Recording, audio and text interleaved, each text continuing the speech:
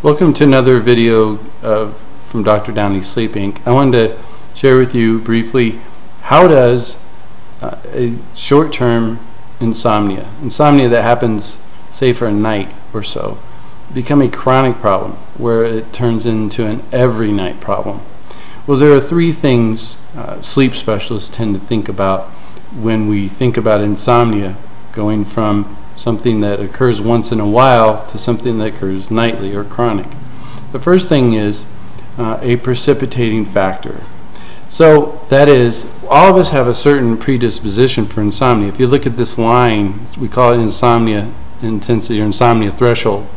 So sitting here at number 1 is what we call preclinical.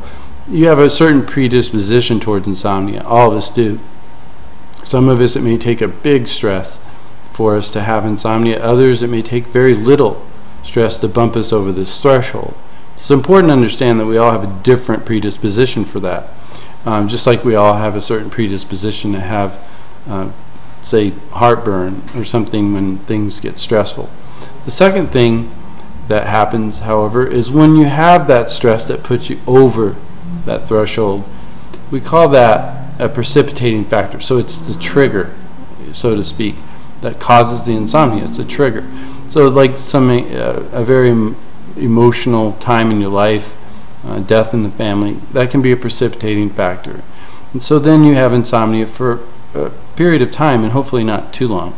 If insomnia, however, starts to become a problem nightly, and up to, say, 2 weeks or so that you have insomnia, we call that short-term insomnia. But soon the short-term insomnia becomes a chronic insomnia if things like the stress continues and you are not getting help from a psychologist for that, or if you start drinking alcohol to go to sleep or taking medications and then they interrupt sleep. Those are all things that perpetuate the insomnia and make things become chronic.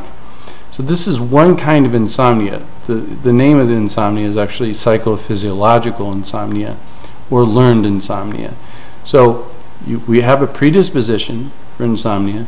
We have precipitating events, things that trigger our insomnia. And then we have perpetuating events, things we do or things that we don't do that continue the problem, and then we have chronic insomnia. So that's how things turn from bad to worse. And hopefully this explanation can help you understand the difference between a once in a while insomnia and insomnia that is every night. And hopefully you can get help for your insomnia by seeing a local sleep specialist.